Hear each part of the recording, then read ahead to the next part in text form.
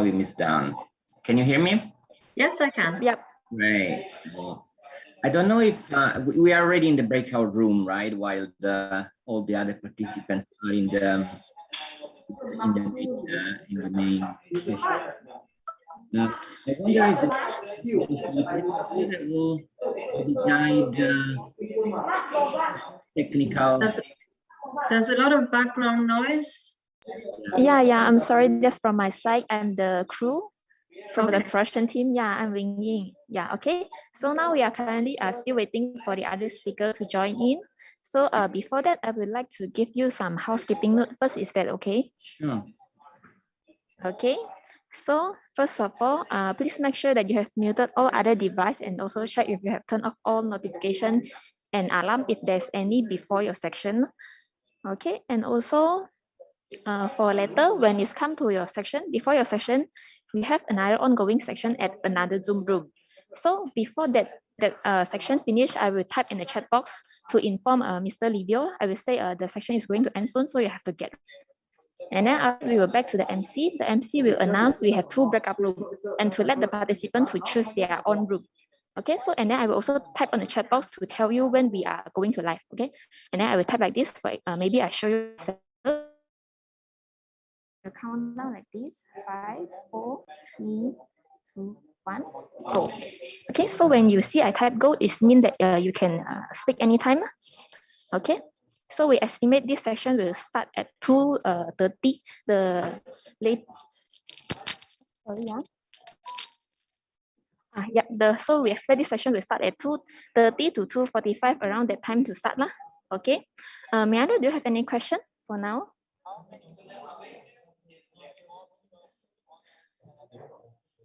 Okay, so you so all basically, of you basically at your go I will start, right? Yes. The MC, I will not hear the MC because we'll be in the main session. Is that right?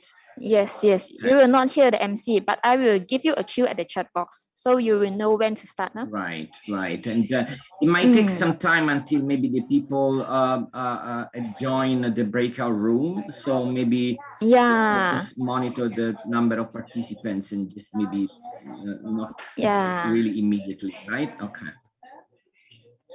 Yep. So I will inform all of it at the chat box lah. So we estimate we will start at 2:30 to 2:45 like that lah. We will need to wait for the participant to join in. Right. Okay. Sure. Okay, thank you. So for now, you will need to stay at this breakout room first, and also to wait for other speakers. And you can hear me well, right? Of course. And yes. Yeah. And you'll check the same with all the other panelists, right? Yeah. Later when they join in, I will also do a housekeeping note with them as well. Okay. Great. And I think for Mr. Livio, maybe you can sit a little bit further away from the camera so that it looks nicer. Further away. Right. Yeah, right. like this. Yeah, and maybe your camera can tilt down a little bit, just a little bit, because there's a headroom at the top. Yeah. There's what, sir? Headroom. Yeah. I think you can tilt out a little bit like just now. Right, like this. Your laptop maybe can tilt down just a little bit. Yeah. You are right. Yes. Okay. It looks great now. Okay. Right. Thank you so much. Thank you.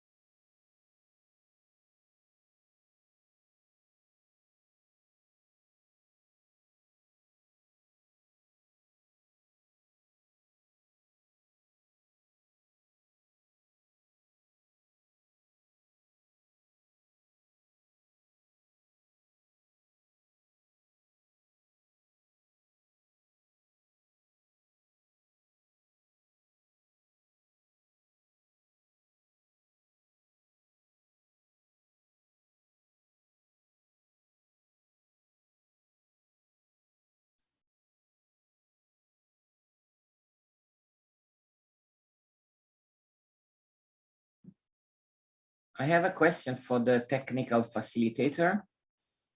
Yeah, may I know what question do you have? Can I ask the question?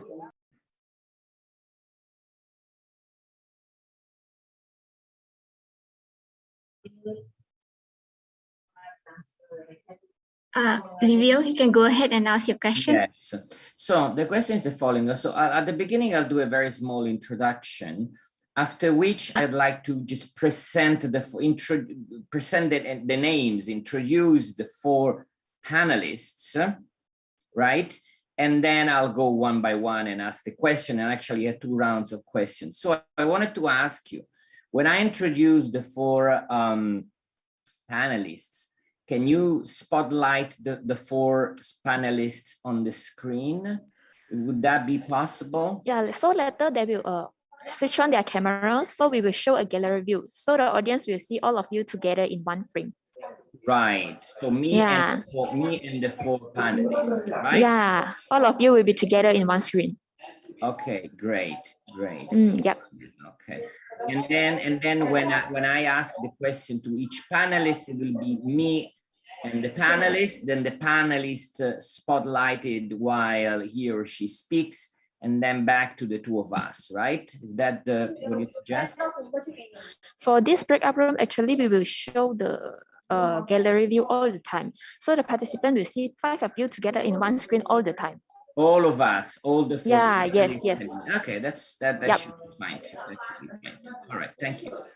Okay, you're welcome.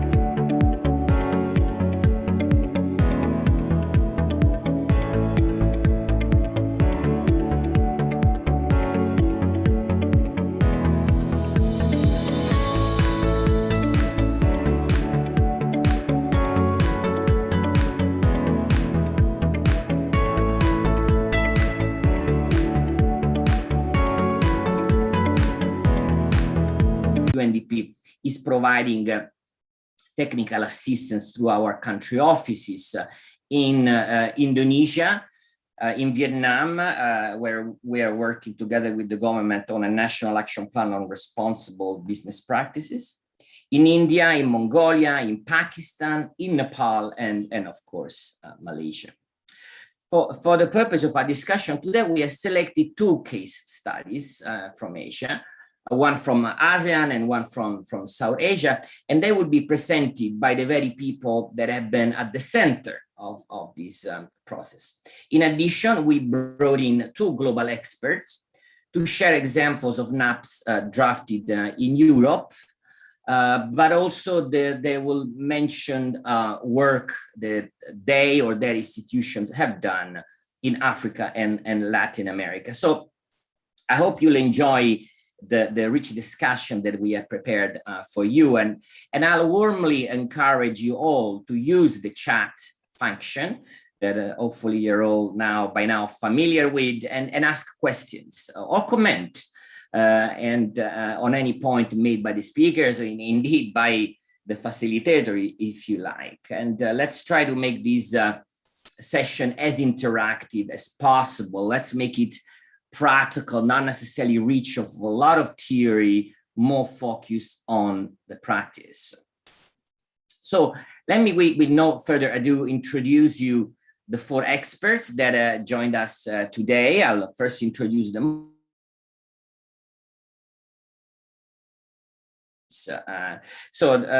The first speaker, and I'll probably ask to wave so that the participants can identify, that I want to introduce is Mr. Dennis Utlu, Senior Policy Advisor on Business and Human Rights for the German Institute for Human Rights. Then the second speaker will be Narilak Paichayapum, very old friend of ours, very well known in the business and human rights discourse here in Asia. And Narilak is the Director of International Human Rights Division at the Ministry of Justice at the government of Thailand. Indeed, on rap, Narilak. And then the third speaker today will be Habijit Pukon, Director of the Ministry of Corporate Affairs of the Government of India. The fourth, last not least, certainly another old friends of the business human rights community, Ellen Bronsky, who is the Department Director of the Human Rights and Business at the Danish Institute for Human Rights. Thank you all panelists for joining us today. As I said, I prepared 2 rounds of questions for each panelist, and there will be hopefully a third of the time allocated to us devoted to questions from the floor, or indeed other questions that have been collected in other sessions and could not be answered at that time. So let me start with the first of our panelists, Dennis of the German Institute for Human Rights. So we start with an experience that comes from Europe, that comes from Germany, one of the first countries indeed that adopted a national action plan on business and human rights already in 2016, was one of the first countries that responded to the call at the time of the European Commission to draft national action plan on business and human rights. So Dennis, we know that the activities of non-governmental actors were very important as a stimulus for the NAP development. We are also aware that the very drafting of the NAP, though led by the government as it should be, was very much supported by the German Institute for Human Rights, the National Human Rights Institution. And we have heard today that also in Malaysia, the NHRI has been playing and will be playing an important part in the process. So we'd like you to tell us a little bit about how the process took place for the drafting of an app in Germany, and what were the respective roles of these different actors that I mentioned. So the floor is yours, Dennis. Thank you, Livio. Can you hear me well? I can hear you very well. Perfect. So thank you for having me, and thank you for giving the opportunity to share our experiences with regard to national action plans. I would say that there have been three phases, or that there are three phases in developing and then implementing the national action plan in Germany. The first phase was like a pre-phase before the government even decided to have a national action plan.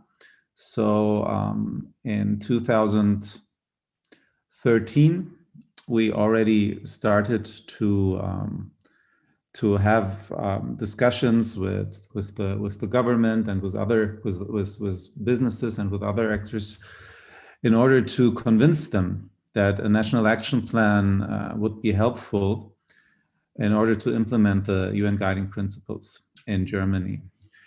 In order to do this, we conducted several studies on like one study on each pillar of the UN guiding principles, and then a fourth one with regard to the European Union and the three pillars. So there were those four studies in 2013-14, which we then used to draft a national baseline assessment. And it was by the end of 2014 that the Ministry for Foreign Affairs asked us or approached us and said that they would start the procedure to develop a national action plan. And then the second phase started. For this, I would like to share my screen with you. Please do, yeah. So you can see that? Indeed, indeed. Okay.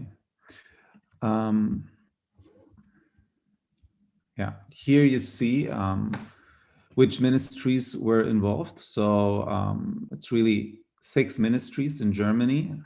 The leading role was the Federal Foreign Office, but then again also involved was the Federal Ministry of Labor and Social Affairs, the Ministry for Justice, Economic Cooperation, Environment, and Economic Affairs. So they built an interministerial group in order to develop the National Action Plan led by the Foreign Ministry.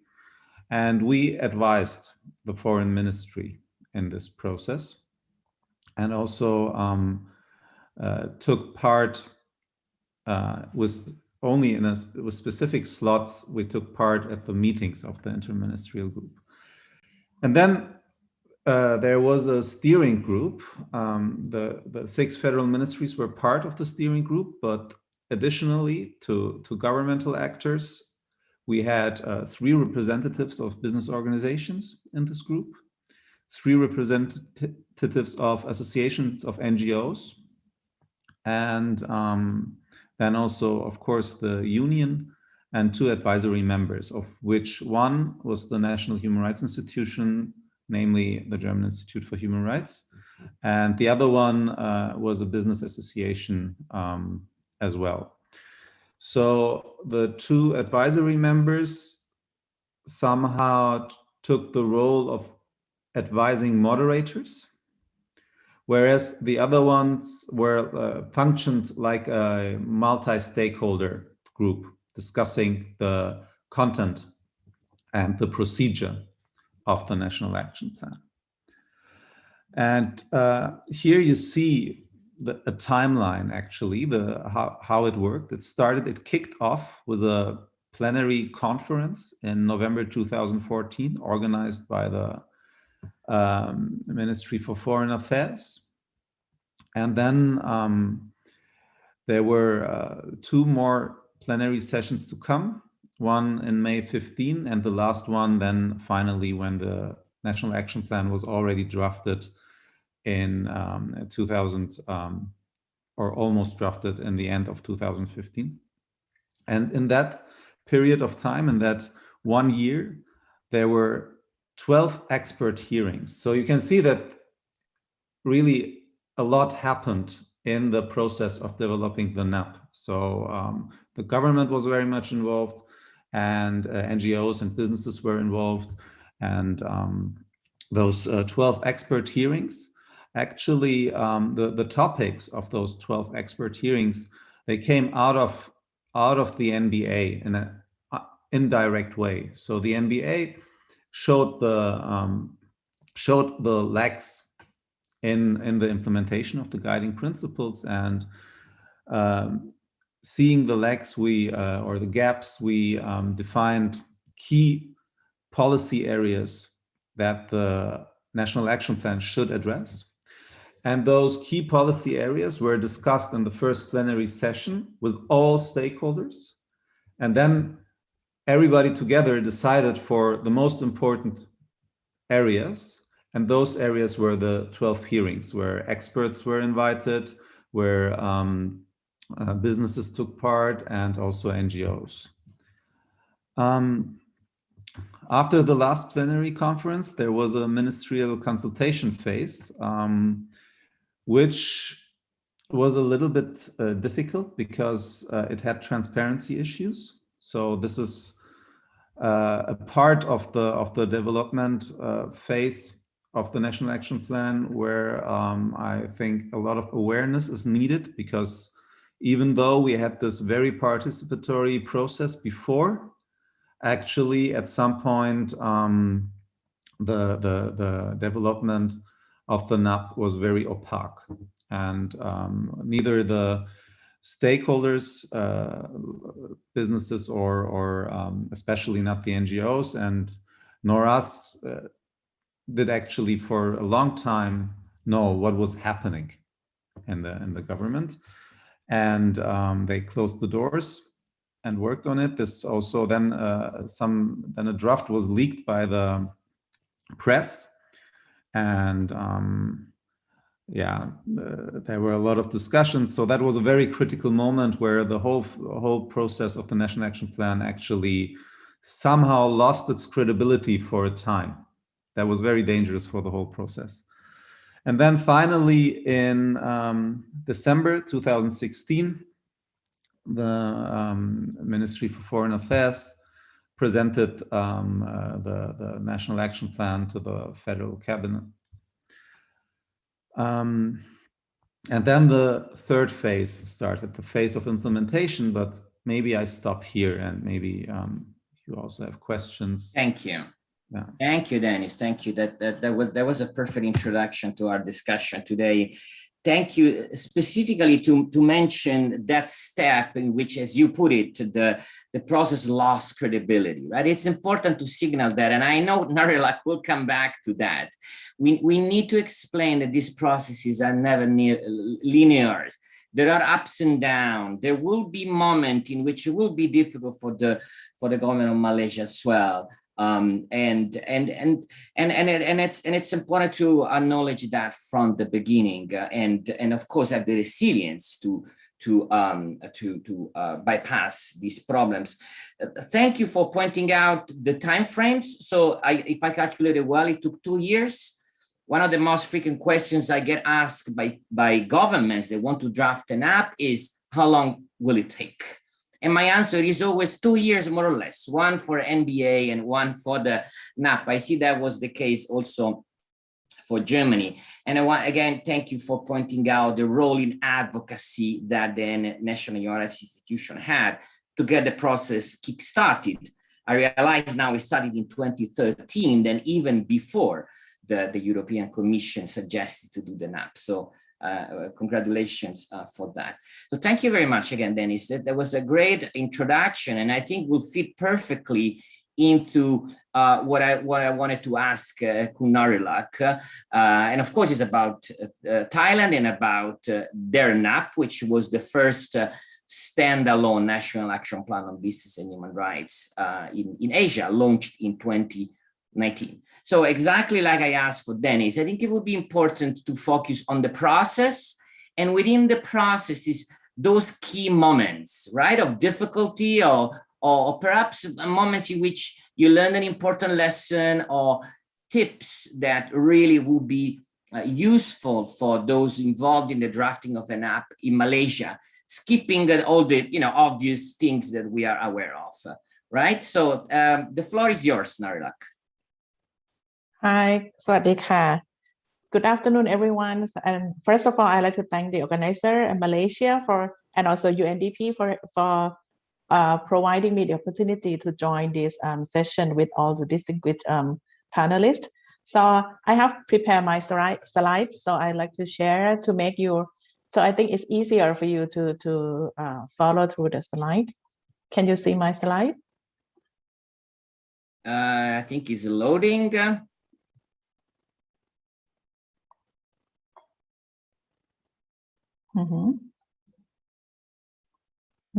Yes, we see them now, Narilak. You can start illustrating them.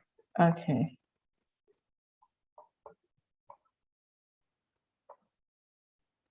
Okay, can you see it? Okay. So in Thailand we start the process since 2016 and the process finished in 2019. So it take about 4 years for us. So for the first year in Thailand, the reason why the government realized on the importance of developing the NAP is because at that time the National Human Rights Commission of Thailand proposed the statistic of the human rights violation committed or as a result of the business sector to the government. So the government started to realize about this problem.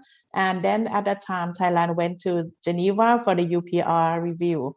And we received recommendation from Sweden on the we should effectively implement the United Nations guiding principle on business and human rights, and also develop the National Action Plan on business and human rights, and make it implemented in a very concrete manner. So at that time, Thailand, because of the government aware of this problem, and then at that time we decided to accept the recommendation of the Sweden.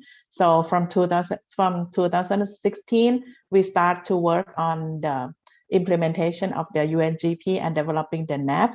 So when we come back to Thailand, I will show you the screen. First thing that we do is that we set up the NAP National Committee. The NAP National Committee chaired by the Director General of the Rights and Liberty Protection Department of the Ministry of Justice, because we were assigned to be the core agency responsible for developing the NAP and also putting forward the implementation. So the first thing that we do in 2016 is to set up the committee. The committee is comprised of relevant government sector and also a representative from the business as well, and also the civil society.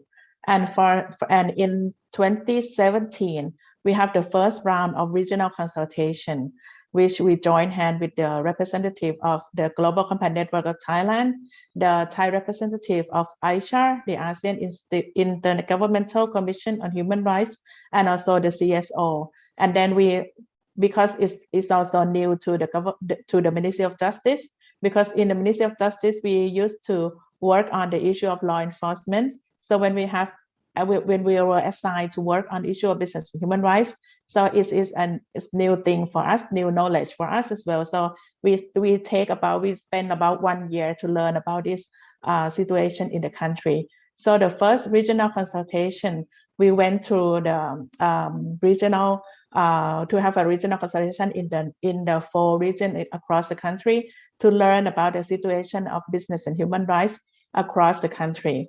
And then in 2018, we start to develop the NAP. At the beginning, we hired an expert from the Thammasat University to draft the NAP, but it was not response to the it was not quite response to the needs of the stakeholder. So we decided to redraft it again by our team. And then we also invite the working group on business and human rights to have official visit in the country. And I think this is very important because the working group on business and human rights can provide a good suggestion and advice to develop the NAP and also how we should deal with the civil society as well. Because at that time we were pushed back a little bit by the civil society because we joined hand with just some group of civil society. So, and some other civil society said that, oh, we are not inclusive enough. So we were pushed back a little bit. So we have also consult with the working group on business and human rights on how to deal with this kind of situation as well. And then after we revise the draft, we have we organized a second regional consultation to have people to have a chance to comment on the draft, and also we have also put on the website to have a first public hearing, and then we join hand with the United Nations Development Program or UNDP to organize the cluster meeting with the government, CSO, business, and state-owned enterprise, and also we have a consultation, have a discussion with the international organization or UN agency in Thailand as well, to have everyone to provide input into the NAP, and we revise the draft according to the inputs received from the regional consultation, from the website, and from the focus group meeting.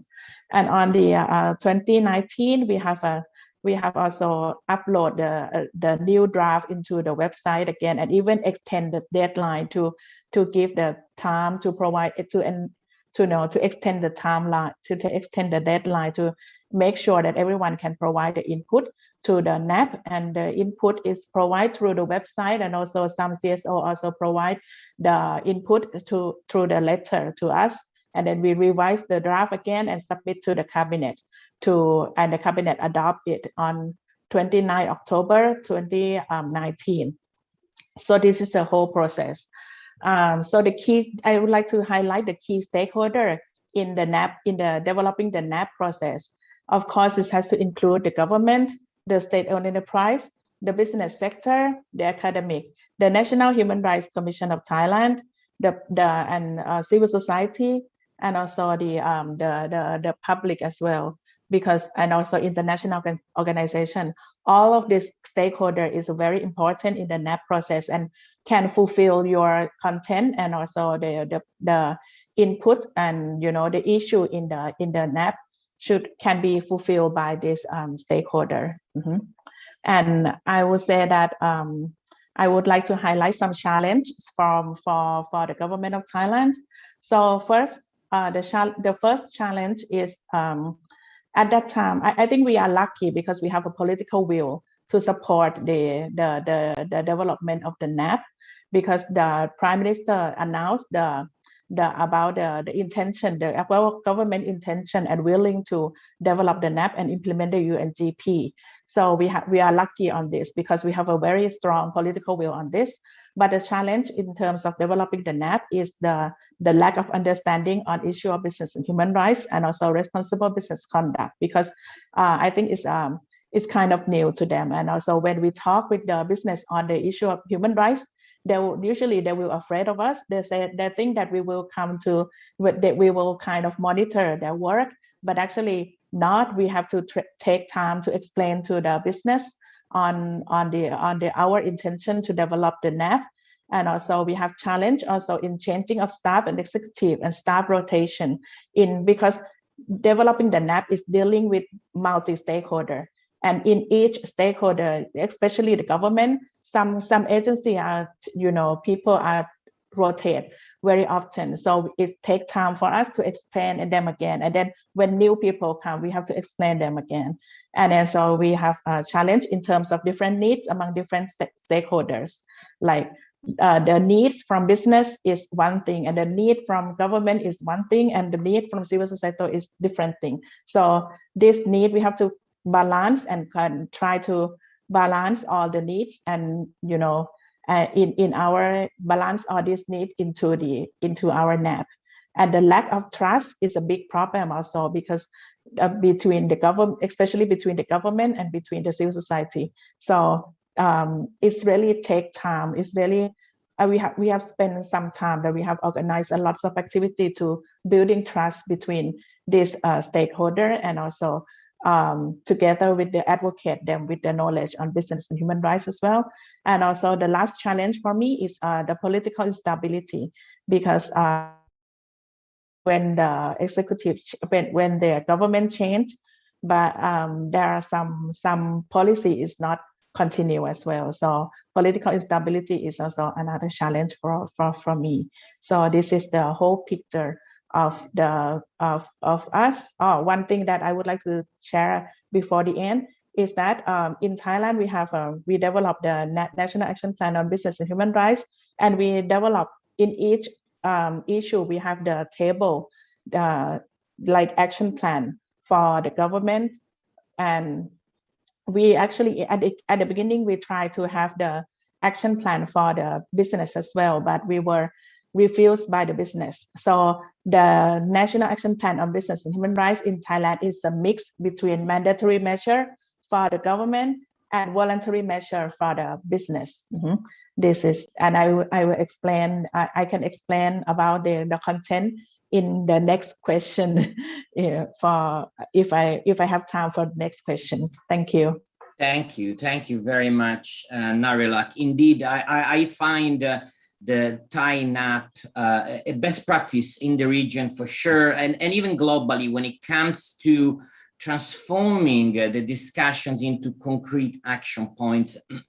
I do recommend, and I regularly recommend people to look at the Thai actions chapter to see how to go about transforming ideas into, again, action-oriented solutions, which is what Professor Surya was just pointing half an hour before. And thank you for explaining. And maybe I'll give you a little bit of time later on to talk about how you have actions for the government for which you plan and expectations for the business, right? You'll explain that better. I just want to make sure that the fact that you pointed to obligatory or mandatory actions, it's not what people may understand of mandatory as is seen now by mandatory human rights. So we'll explain that later, but certainly a best practice. And thank you for pointing out the challenges.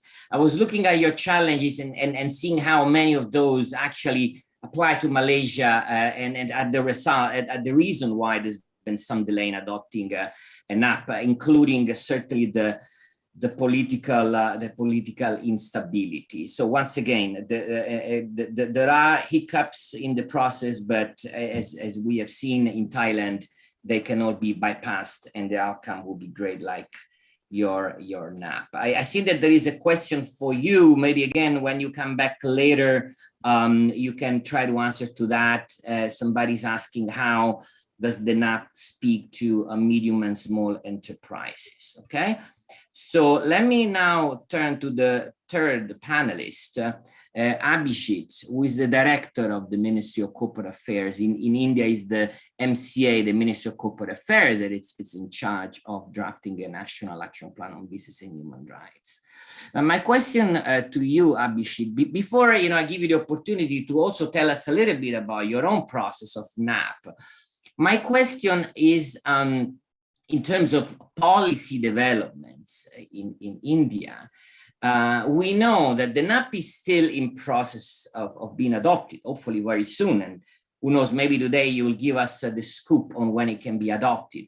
But before that, India developed also the National Guidelines on Responsible Business Conduct, formerly known as voluntary guidelines. So I'd like if you can tell us a little bit about the complementarity of these two policy documents in India, right? So again, the one already adopted, the National Guidelines on Responsible Business Conduct, and the NAP, which is being finalized. The floor is yours, Abhishek. Thank you. Thank you, Livio. Am I audible? Yes, you are. Yes, you are. Thank you. Very good afternoon and good morning to all dear colleagues in the East and the West. I hope all are in a very good state of health and taking all due cares. Now, coming to the questions, let me tell that the NAP is precisely a commitment of an individual country to develop, implement, and review the UNGPs. In the last few decades, India have taken many initiatives which are in line with UNGPs. even before the UNGPs, India adopted the inclusive growth approach in the 11th five-year plan in 2007. India issued the voluntary guidelines on corporate social responsibility in 2009 as a first step towards mainstreaming the concept of business responsibility. India also issued a corporate governance voluntary guidelines in 2009 to encourage companies to voluntarily achieve high standards of corporate governance. When the United Nations adopted the UNGPs in 2011, India endorsed the same. Subsequently, a month later, in July 2011, as a mirror reflection of the UNGPs, India issued a national voluntary guidelines on social, environmental, and economic responsibilities of business. So, based on the NVGs, the security regulator of India, which is the Securities Exchange Board of India, mandated the top 100 listed companies in terms of market caps to submit their performance against the NVGs by adopting a business responsibility report framework. Subsequently, the filing of BRR has been increased from 100 to top 500 listed companies in 2015-16, and then finally to top 1,000 companies in the year 2019 and 2020. At the same time, the Indian Companies Act has been thoroughly reviewed, and in the year 2013, the Companies Act 2013 was passed. The new Companies Act 2013 has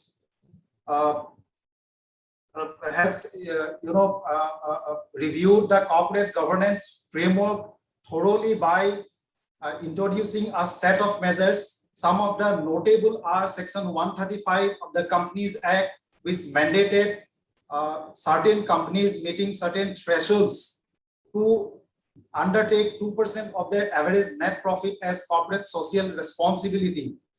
The beauty of the CSR framework in India is that the government provides the broad framework of CSR. It is the board-driven process. The Schedule 7 of the Companies Act enlists the list of activities which are broad enough, and these are almost in line with UNGPs.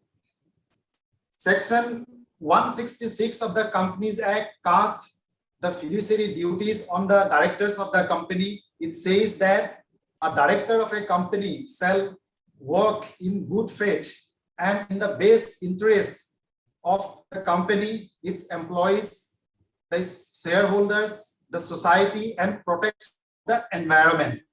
Similarly, Section 149 of the Companies Act provided provisions for appointing a women director in the board for certain class of companies. There are many such provisions. Section 181 of the Companies Act provided that the company can contribute to the bona fide trust and such other funds. So the Companies Act 2013 have provided a lot of provisions in terms of better corporate governance, undertaking a lot of activities which are inclusive and sustainable in nature. So there are a lot of developments domestically as well as internationally in terms of the Sustainable Development Goals, UNGPs, the Paris Agreement on climate change. So it is in this background that India had updated the national voluntary guidelines and released as a national guidelines on responsible business conduct in the year 2018. So the national guidelines on responsible business conducts comprises of 9 principles, which are in line with the United Nations guiding principles. Most of these principles are saying that companies to follow ethical, transparent, and accountable practices, companies to provide goods and services in a manner that is sustainable and safe, companies to respect and promote the well-being of all employees, including those in their value chain. Companies to ensure inclusive growth and equitable development. Companies also to take the environmental concerns as well. So in a way, all these 9 principles that are encapsulated in the NGRBC are somehow directly, indirectly linked to the UNGPs. And the National Action Plan is nothing but it is a commitment of an individual country to develop, implement, and review the UNGPs. So that is why the NGRBC is somewhere, you know, connected and linked to UNGPs, though it is a voluntary in nature. Thank you.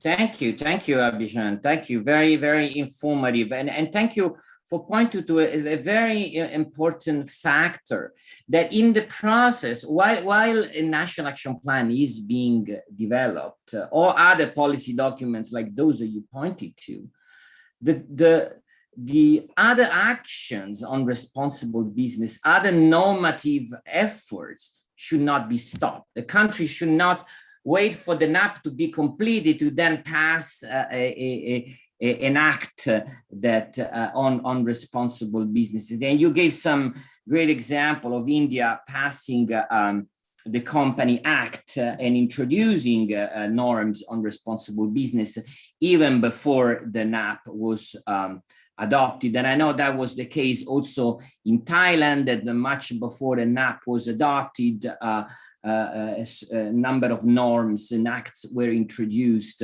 against forced labor. So again, it's important to explain that the NAP is not the only policy document around which responsible business environment is constructed in a country. And because of that, there is also a necessity of coherency between all the different actions that the government takes.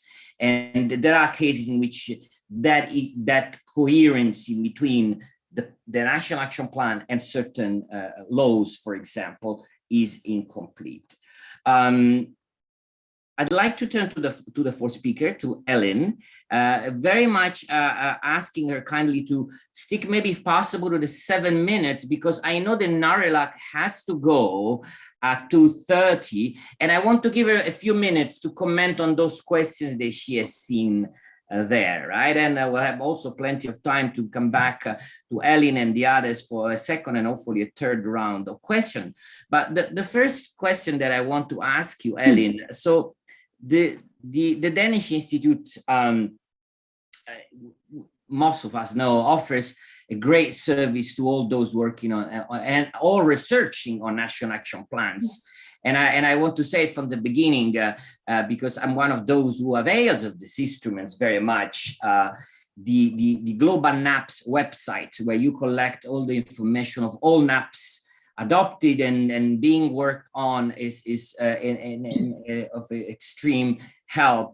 I also know, having worked in many NAPs, certainly in Asia, that I don't think there's any country that worked on a NAP with our support, at least, that hasn't used the manual that the Danish Institute for Human Rights and ICAR have developed a few years ago. So you have a lot of experience, because the Danish Institute also supported the very drafting of NAPs in few countries in Asia and in Latin America. So my question to you is, what are 4-5 main practical advices that you will give to the government of Malaysia as it approaches the drafting of a NAP? Over to you, Ellen. Thank you, Livio, and thanks all for having us today. I think I'll try to sort of share maybe 4 broad recommendations, if I may call them that way. But before getting into that, just to say that, as has been highlighted, you know, Malaysia will have to find its own way of setting up its NAP process, but very useful to build on the experiences that we have seen across the world. My first point is to establish a governance framework that allows for participation. We heard already how important it is to have the right people in the sort of steering committee of the NAP. Of course, this will look different from country to country, but I think there are some interesting questions to be asked at the very beginning.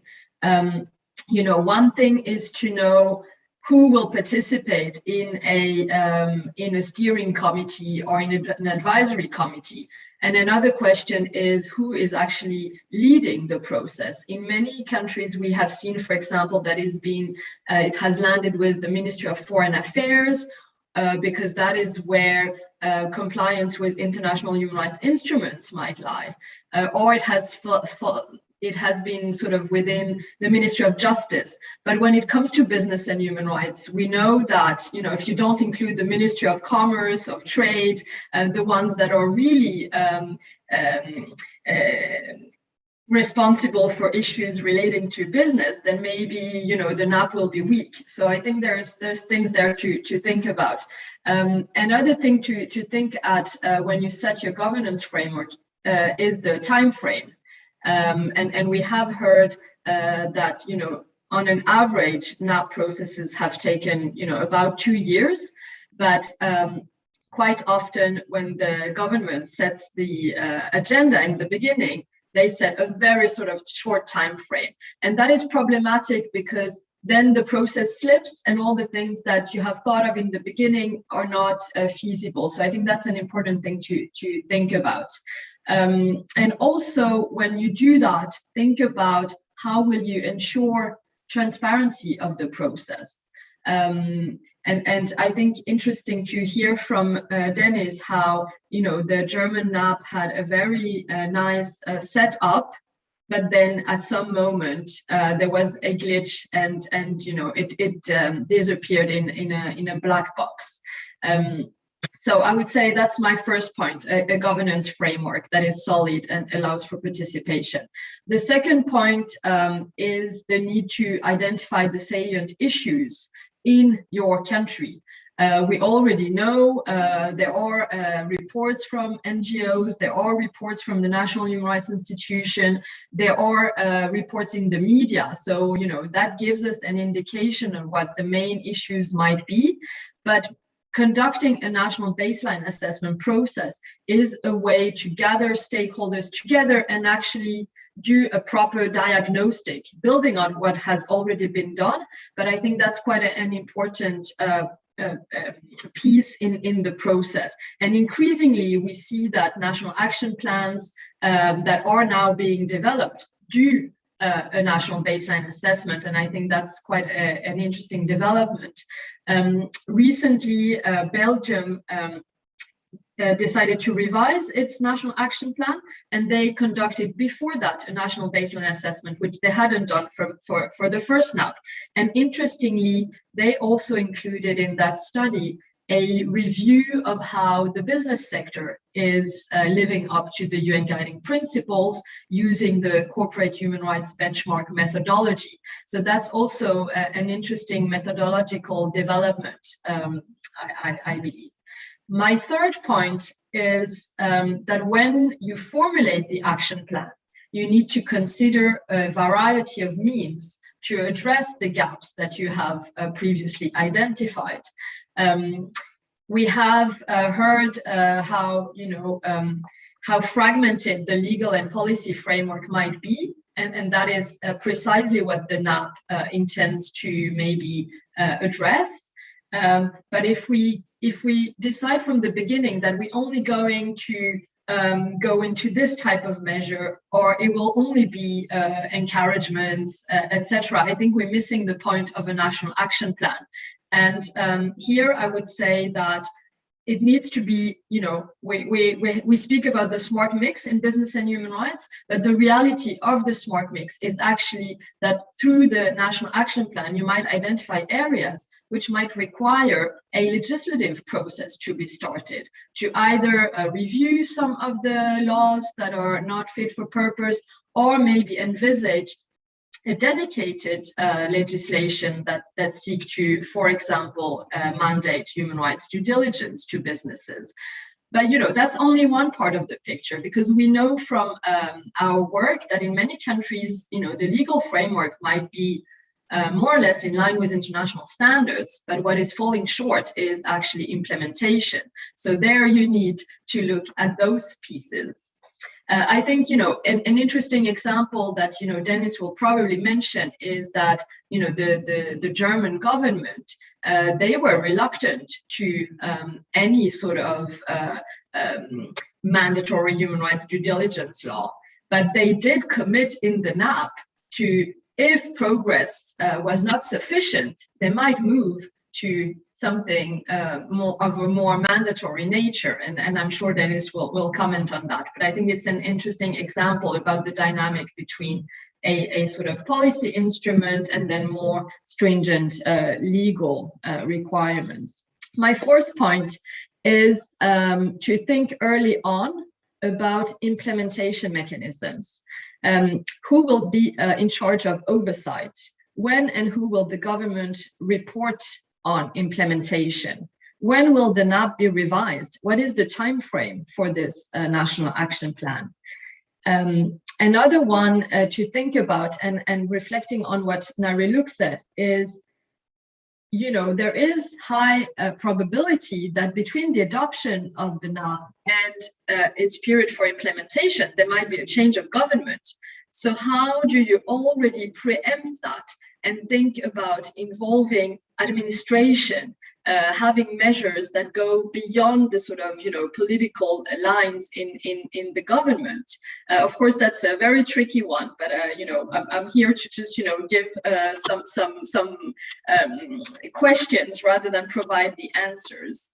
And maybe here a couple of examples that I think are interesting.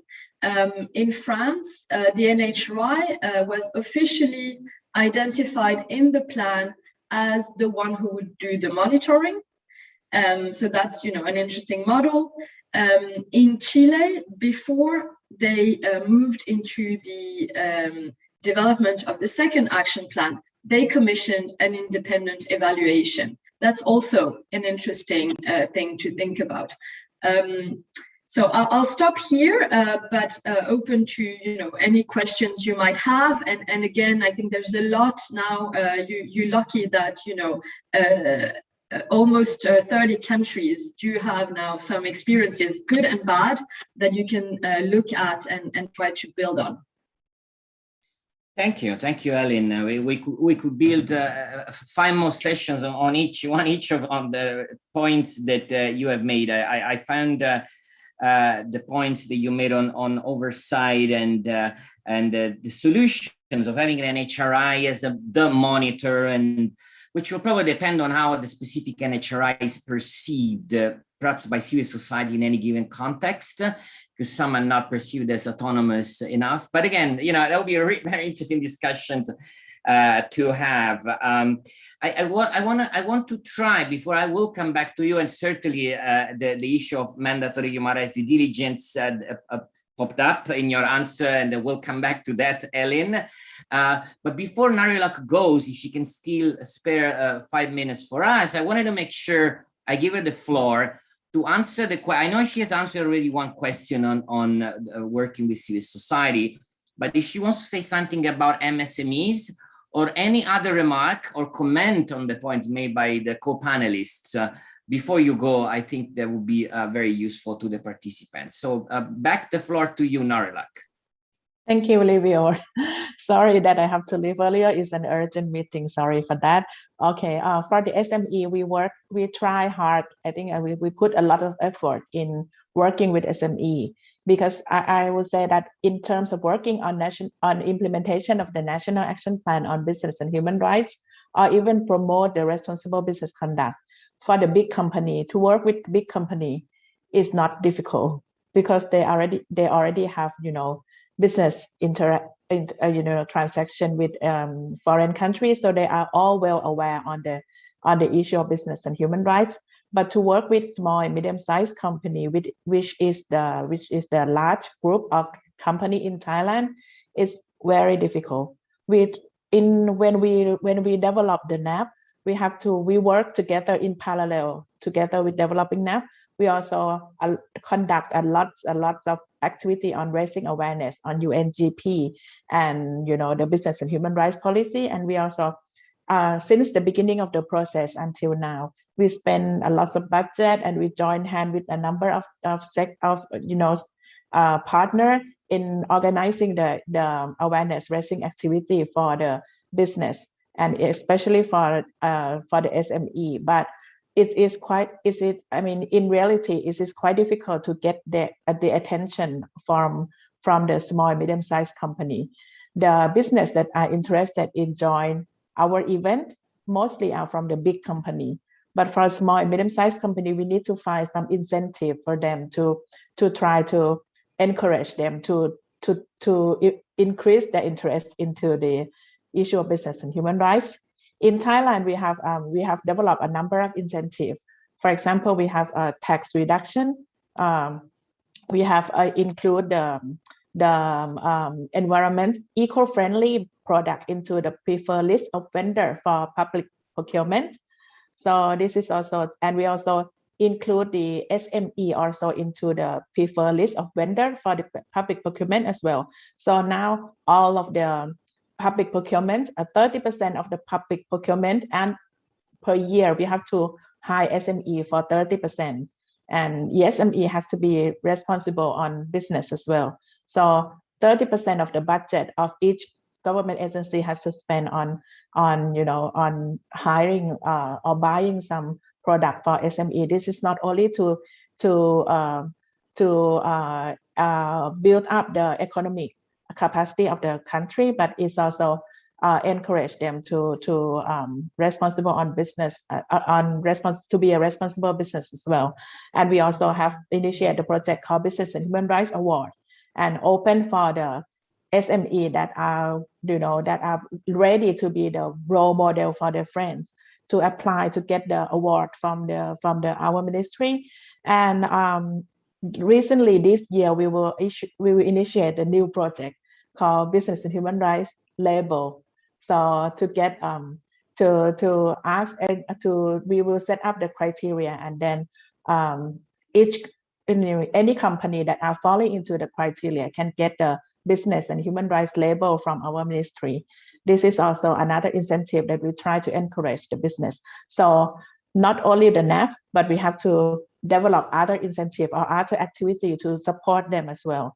And in Thailand, we have a NAP national committee, and the NAP national committee is also include the SME Bank and SME Association, Industrial Association, Chamber of Commerce, Bank Association, and also Global Compact Network. They are all comprised include in the NAP National Committee.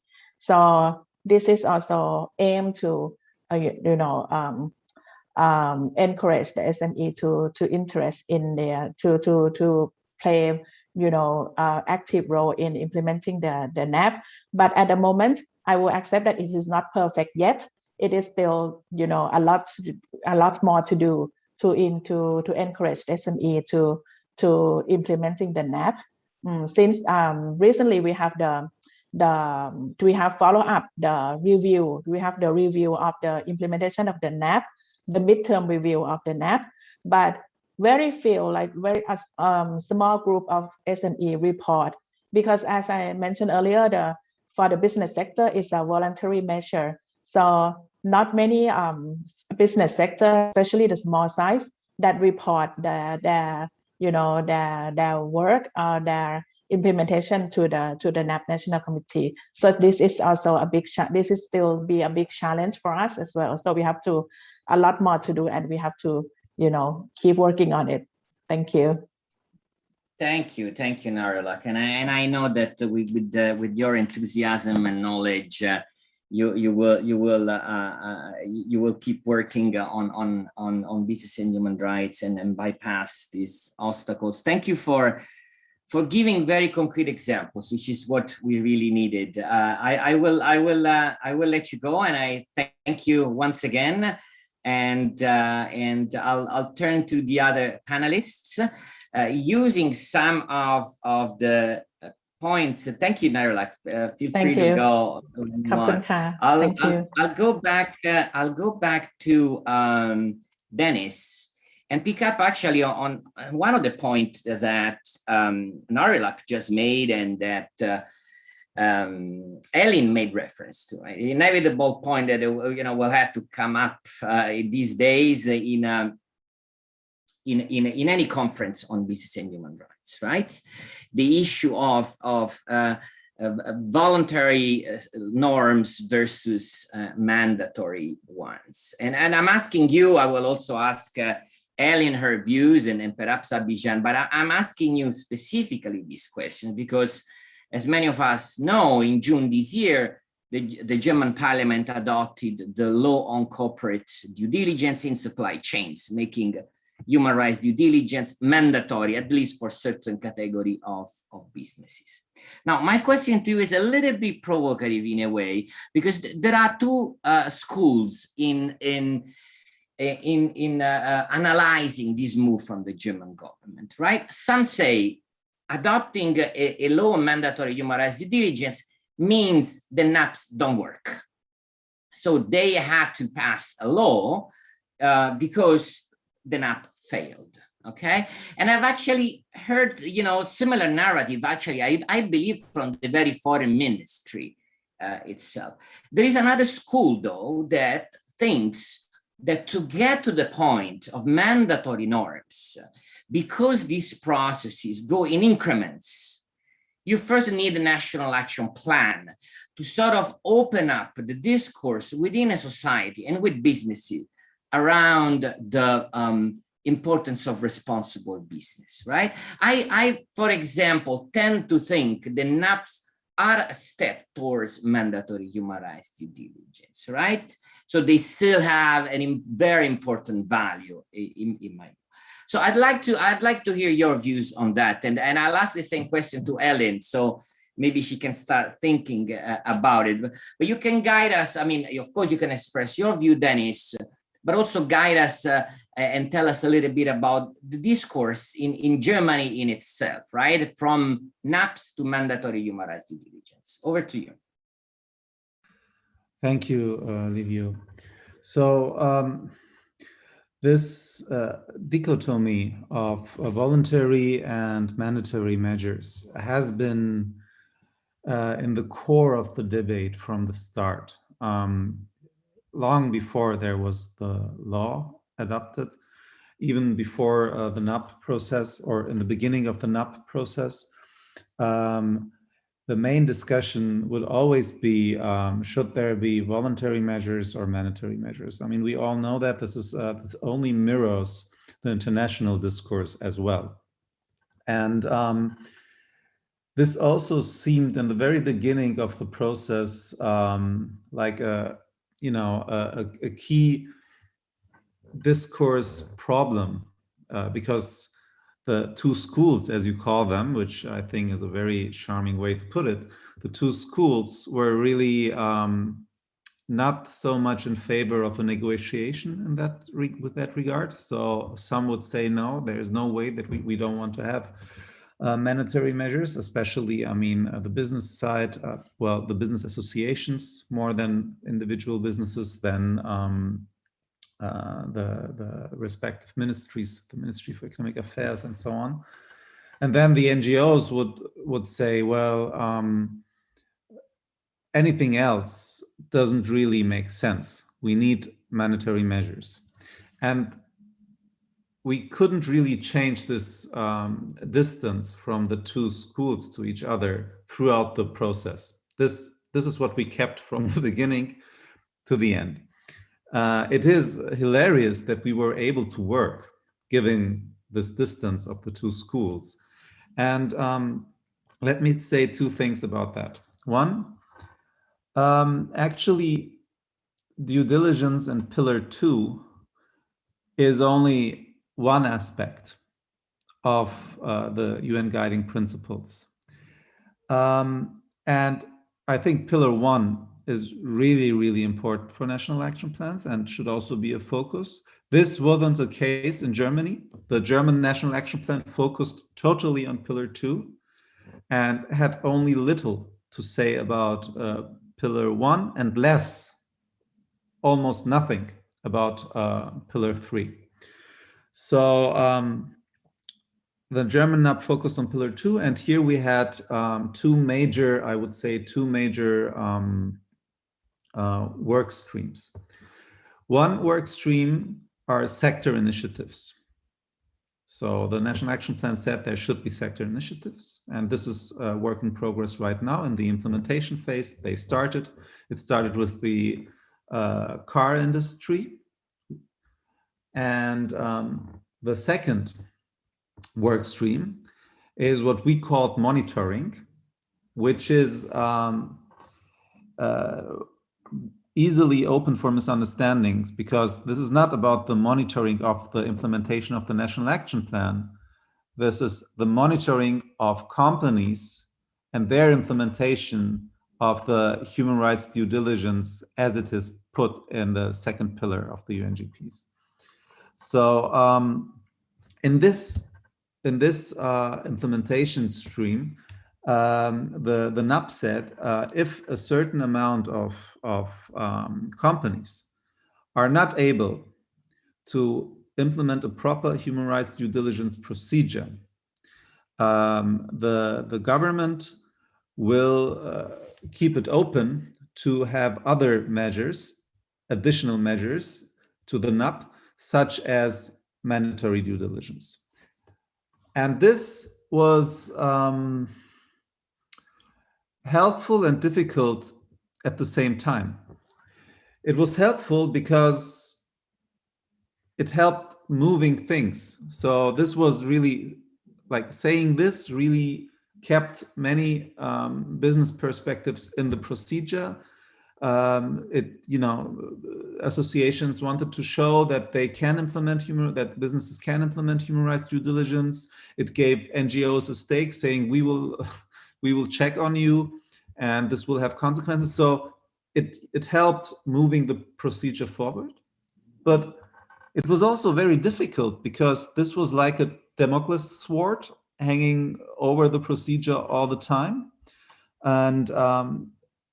and reducing all the discussions again on this one and only item: should there be mandatory measures or not? And that was not really helpful for a good debate where you try to understand what is actually the problem, which methods do we have, how can we work together. So it really didn't help to soften the two schools. So it is ambivalent. And for this monitoring exercise, the government worked together with a business consulting, actually. We, as the National Human Rights Institution, we also fed in our methodological knowledge, but the monitoring itself was conducted by a consortium of different organizations led by business consulting. And the outcome was that the goal was not reached. I mean, this was, for many actors, this was clear from the beginning. Also because there was not enough time for companies to actually really implement the human rights due diligence procedure within like 2 years. This was the outcome was more or less clear, but then it was public, and then the actual the actual law came up with two different procedures. The one is the NAP procedure that I just explained, but the other one is actually it was not only this idea of having a mandatory due diligence law was not only part of the National Action Plan, it was also part of the coalition contract of the government. So, you know, there were those two streams that came then together and then finally culminated in this law. Please wrap up, Dennis. Okay, just make sure we have some time for the co-panelists also. Yeah, thank you. Okay. I will wrap up very quickly. I mean, it is a very complex procedure. Yeah. But just to give an answer to your last questions was a couple of words. Is there like, does this mean that the NAP didn't work or not? I think it is complementary. So we needed the National Action Plan, we needed this debate, we needed the whole procedure to even get to this mandatory law, to mandatory due diligence law. But it also absorbs resources from all fields. So many NGOs will now say, well, why should we continue our work concerning the NAP implementation? We want to work on the law and ensure that the law is implemented in an effective manner in Germany. Many businesses say, why would I care now about the National Action Plan? Now there is a law and I have to ensure that I comply with this. So on the one hand, it is complementary, but on a very practical level, it absorbs resources and focus of the stakeholders from the National Action Plan to the mandatory law. Thank you, Dennis. I would really like to hear Ellen's views on this same subject. But before that, so we have 12 minutes left, and I really would like to divide them in fairness to both panelists. So I'll quickly go back to Abhijit, and then please, Abhijit, stick within the 6 minutes so that we have 6 minutes left for Ellen to express her views. Now, Abhijit, I have a number of questions that I wanted to ask you. I will actually maybe formulate two, and you pick the one that you feel more interested in responding, or perhaps try to respond to both in 6 minutes. One is whether you have any comments on this issue of mandatory due diligence versus NAPs, but also was interested because we had to bring it into this discussion about the COVID-19 pandemic, right? I mean, I can't see a national action plan being adopted after the COVID-19 pandemic and not taking in consideration the health pandemics, health crises like those. So I was wondering whether the government of India, in drafting its NAP, is taking in consideration the crisis of the last 18 months, and whether the COVID-19 pandemic will surface in any way in the hopefully soon to be adopted NAP in India. Again, please, in 5-6 minutes, I'm sorry, but I will flag to you when we get there, because I want to make sure that Ellen also has some time. Over to you. Yeah, thank you very much. There are two parts, I believe. One is what is the view about the mandatory, implementation of NAP. What we believe is that, initially when new policy initiatives are being taken, it should be, kind of voluntary, and during the time, it's a kind of preparatory, exercise. Let the corporates, let the states be sensitized about the need of the hour. There is a, all of a sudden, if you start imposing, then perhaps, all the stakeholders would start taking it as a, compliance burden. So therefore, to ensure that, enough sensitization, advocacy, awareness are created, in the entire business ecosystem, that this is something really the need of the hour. This is something really, important for the businesses to ensure that they go global in terms of their export market, in terms of, getting international capital, in terms of getting technology. At the same time, it is also essential to actually, sensitize all the entities including the states, to ensure that this, they have to have a kind of, enabling environment for the business to, report on certain parameters which are non-financial in nature, or maybe something related to human right due diligence, something related to grievance redressal mechanism. So what we believe is that, initially it may be a kind of, voluntary, and in the meantime, you try to sensitize, create awareness, create advocacy to all the different stakeholders. And when you feel that, all the stakeholders are on board, then perhaps over a period of time, this could be in a phase-wise implement to, different class of, entities.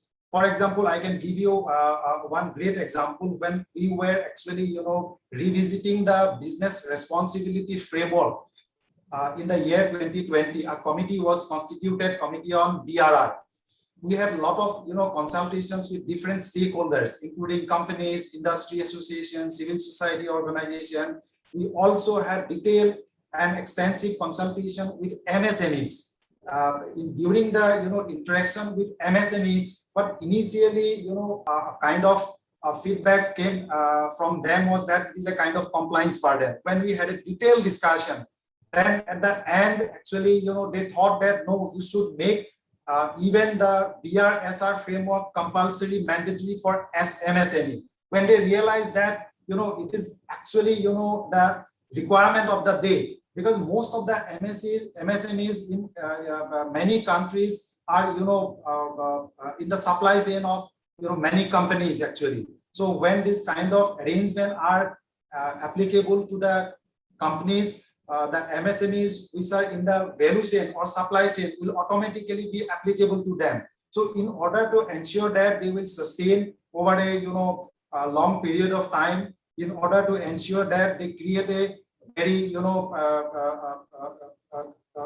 good public perspective about their operations, it is very much essential. So initially, though they had a kind of observations that this will increase their compliance burden, but when detailed discussion was held, they finally actually suggested to the government that the BHRCon framework should also be made compulsory to the MSMEs. So this is one part of the questions. I'm very sorry, but I'm being told by the secretary that we only have 5 minutes left, and because I'm aware that the question on the COVID-19 would require an entire additional session, which I hope we can have soon.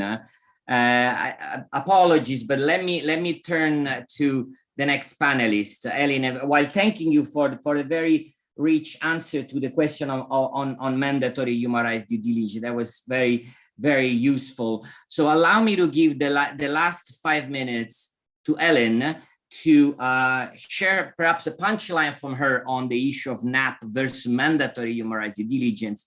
And if she has time left, cover a little bit of that question that we had originally hoped to ask to her, which is about the role of civil society in NAPs. You're very skilled, Ellen, so let's see if you manage in 5 minutes to give us 2 more inputs. Over to you, Ellen. Thanks. I actually, if you allow, we'll start with your second question. I think, to really sort of reiterate how important it is in a proper national action plan process to really seek the views of those who are affected by business activities. And of course, there is no government in the world that is able to, meaningfully make everybody in a country participate. It is very complicated to reach out to the rights holders that are the most marginalized. It is really a challenge, but I think there are some interesting learnings, and I would just invite everybody who is interested in those aspects to read a recent case study that we have done on Peru, where they put a lot of resources to actually try to allow for a proper participation of civil society, which requires, of course, that the state takes a very strong stand on that they want to do this, but also that we have empowered civil society that can build its trust towards the process to actually participate. So I can share the report in the chat, and if there's any questions, I'm happy to answer that. But I wanted to get a few remarks in on this sort of dichotomy between national action plan on the one hand and mandatory human rights due diligence on the other hand. I think that it's too simplistic to look at it that way. As we have heard, I mean, a national action plan is about identifying the issues in a particular context. It's about socializing the international standards with a whole set of stakeholders that haven't been necessarily made aware of the fact that there are international standards of expected conduct on business enterprises. Although we have done a lot of progress on that, thanks to the work of Professor Ruggie, who was really visionary. I think it would be an overstatement to believe that most businesses out there are aware of what is expected from them from these international standards, and also to assume that those who are effective actually know where to turn to. So I think that's an important one. Then also, as Dennis said, a national action plan is about a broad review of everything. It's about the state duty to protect. It is also about access to remedy and the mandatory human rights due diligence legislation. And let me state this very clearly. I'm personally very much in favor of legislative development in that field, aims to close one particular gap, which is about how do you address business-related human rights abuses that occur in global value chains. Because we still are in a world where the national government has a jurisdiction over its territory. And we might think that this is, wrong, and we want to push for, states having clearer obligations towards what's happening outside of the border. But at the moment, that is the international consensus. So mandatory human rights due diligence seeks to make companies that are headquartered in your country or in your state to actually be responsible when they act abroad. But if we look, for example, at the situation in Malaysia, and this is an open question, what is actually needed? Is it that we reinforce labor inspectorates to actually make business compliant with the existing labor laws? Is it about reforming the labor laws to make sure that they are protective of migrant workers? Is it about empowering workers' organizations and workers to be actually able to claim their rights? Or is it about asking companies to fill in a paper about how they are conducting due diligence? So I think we need to put the emphasis where the problem is. And if we know what the problem is, then we come up with a variety of solutions. And then finally, and I'll end there, we have very little experience so far of how mandatory human rights due diligence legislations are going to be working. They're very new. We have one solid law in France, but also limited experience about its implementation. There are different types of legislations that are popping up in Europe. There will be a proposal coming hopefully very soon from the European Commission.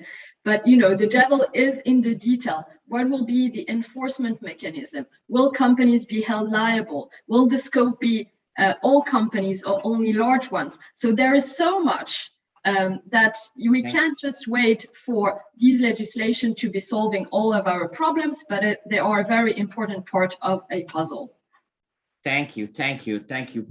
Perfect answer. Thank you for leaving us with lots of questions, by the way, but that's what the next decade will be about, I suspect. We really had to go back to the plenary session, but I don't want to do that before thanking very, very much all the panelists, Dennis, Abhishek, and Ellen, and indeed Kunarlak was already left, and thanking all the participants. And I give the floor back to the technical organizers to, I think, transfer us back to the plenary session. Thank you very much once again, everyone.